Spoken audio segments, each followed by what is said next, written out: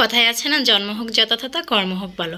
Same এমনই একজন মানুষ, যে মানুষটা নিজে প্রতিষ্ঠিত হয়েছে এবং তার বাবার বাড়ির আশেপাশে যতগুলা মানুষ আছে সব মানুষগুলোকে প্রতিষ্ঠিত করেছে, নিজের পায়ে দাঁড়াতে সাহায্য করেছে। সেই মানুষটা আর কেউ নেই, বাংলাদেশে মম তিশা আপু। তার মনে কোনো হিংসা কাজ করে নাই। তার মনে যদি হিংসা কাজ করতো তাহলে সে তার আশেপাশের মানুষগুলোকে ইউটিউবে নিয়ে আসতো না, ইনকাম করতে সাহায্য করতো না। আর বাকি রইল বাংলাদেশি ব্লগার ফাতেহা নাজনীন আপুর কথা, যে আপুটা নিজের মা বাবা সব হারিয়ে ফেলেছে, যে আপুটার দুনিয়াতে আপন বলতে আর কেউ নেই। তার মতো এতিম, তার মতো অসহায় এই দুনিয়াতে আর কেউ নেই। একটা কথা কি জানেন, এতিমের মাথায় হাত বললে না একটা হজের সওয়াব হয়। আর সেই মানুষটাকে আপনারা যেসব অপবাদ দিচ্ছেন, ইউটিউবে যেসবভাবে রোস্টিং করছেন, সেটা আর বলার ভাষা নাই। সেই মানুষটা যে কতটুকু কষ্টের মধ্যে আছে সে একমাত্র জানে, কি পরিমাণ চোখের পানি তারপরে ফাতেহা নাজনীন আপুই জানে। এই যে ফাতেহা নাজনীন আপু তানজিলার বাসায় গেল, একজন রুস্টার তো আছে সব সময় তার পেছনে পড়ে আছে। সে তাকে বলছে সে নাকি তার মা মরার 3 মাস না যেতেই সে পোলাও কুরমা মাংস খেতে বসে গেছে। আরে ভাই, সে কতটুকু খেয়েছে বা কতটুকু কী করেছে এটা কি আপনারা জানেন? তার মনের অবস্থাটা কি আপনারা জানেন? আপনারা জানেন না। তাকে স্বাভাবিক রাখার জন্য সবাই অনেক চেষ্টা করতেছে।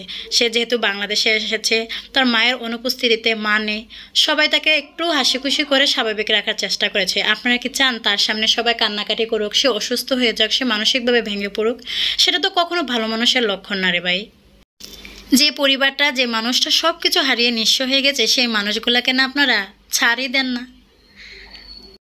আপনারা যেমন বলেন তিশা আপু যে টাকার জন্য সব কিছু করে, আপনারাও তো টাকার জন্য এগুলাই করতেছেন।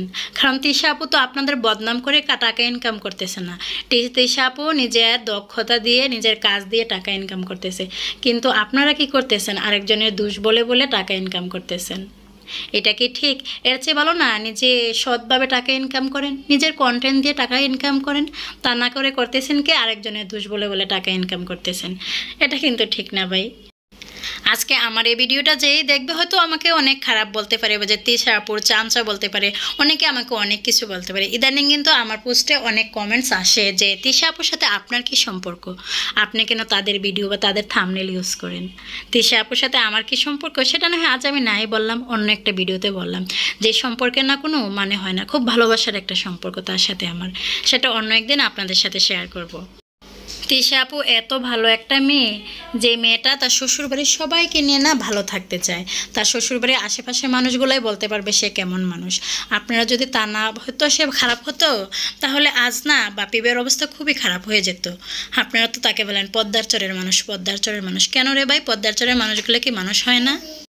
তাদের বাড়ি পদ্মার চরে দেখে কি তাকে খারাপ বলতে হবে? সে কি খারাপ হবে? সব মানুষ তো এক হয় না। আমাদের হাতের 5টা আঙ্গুল যেমন সমান না, সেম ভাই বোন 5টা 6টাই থাকুক বা 3টাই থাকুক, সব ভাই বোন এক হয় না। তার মাঝে কিছু খারাপও থাকতে পারে, ভালোও থাকতে পারে। আবার একটা টাইমে গিয়ে মানুষ তার খারাপ দিকটাকে মুছে ফেলার চেষ্টা করে, সে ভুলটাকে রিয়েলাইজ করার চেষ্টা করে। মানুষকে তো সুযোগ দেওয়া দরকার, যে সে তার ভুলটা রিয়েলাইজ করছে যেহেতু তাকে সুযোগ দেয়। তা না করে আপনারা করতেছেন কি তার পেছনে পড়েই আছেন। এই মানুষগুলোকে এতভাবে বাজেভাবে আপনারা রোস্টিং না করে একটু ভালোভাবে রোস্টিং করতে পারেন।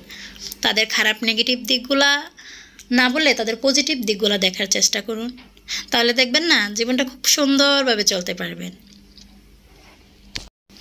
আমার কথায় যদি কোনো ভুল ত্রুটি হয়ে থাকে, কেউ কষ্ট পেয়ে থাকেন, প্লিজ, আমি কাউকে কষ্ট দেওয়ার জন্য নাই কথাগুলো বলি নাই। আমি কথাগুলো বলছি যে মানুষটা পরিশ্রম করতেছে, এত কষ্ট করতেছে সবার জন্য, যে মানুষটা নিঃস্বার্থভাবে সবাইকে সাপোর্ট করে যাচ্ছে, ওই মানুষটাকে আপনারা তার মতো থাকতে দিন। তাকে নিয়ে আপনাদের এত মাথা ব্যথা কেন? তাকে নিয়ে এত বাজে মন্তব্য কেন? সেজন্য না আমি আজকের এই ভিডিওটা বানিয়েছি। তাকে আমি কাছ থেকে দেখেছি তো সেজন্য তার ভিডিওটা না বানিয়ে পারলাম না।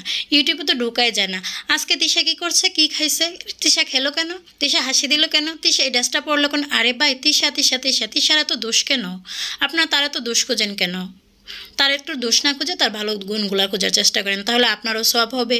আর গীবত বলা থেকে একটু দূরে থাকবেন, কারণ যারা রোস্টিং করেন তারা তো জানেন আপনারা কী পরিমাণ গীবত বলতেছেন। গীবত করে ইনকাম করে কী লাভ হবে? এই টাকাটা খেতে পারবেন, দুনিয়াতে স্বাবলম্বী হতে পারবেন, কিন্তু আখেরাতে গিয়ে আল্লাহ আপনাকে ছাড় দেবে, কিন্তু ছেড়ে দেবে না। যাই হোক, সবাই যে যেখানে থাকবেন ভালো থাকবেন, আমার জন্য দোয়া করবেন। আর আমার কাছ থেকে আপনারা তিশা আপুর সম্পর্কে কিছু জানতে চাইলে অবশ্যই কমেন্টস করবেন, আমি আপনাদের ওই অনুযায়ী ভিডিও দেওয়ার চেষ্টা করব। আমার চ্যানেলটি সবাই সাবস্ক্রাইব করে আমার পাশে থাকবেন, লাইক অ্যান্ড কমেন্ট করবেন, শেয়ার করবেন। আর যে যেখানে থাকবেন ভালো থাকবেন, সুস্থ থাকবেন। আল্লাহ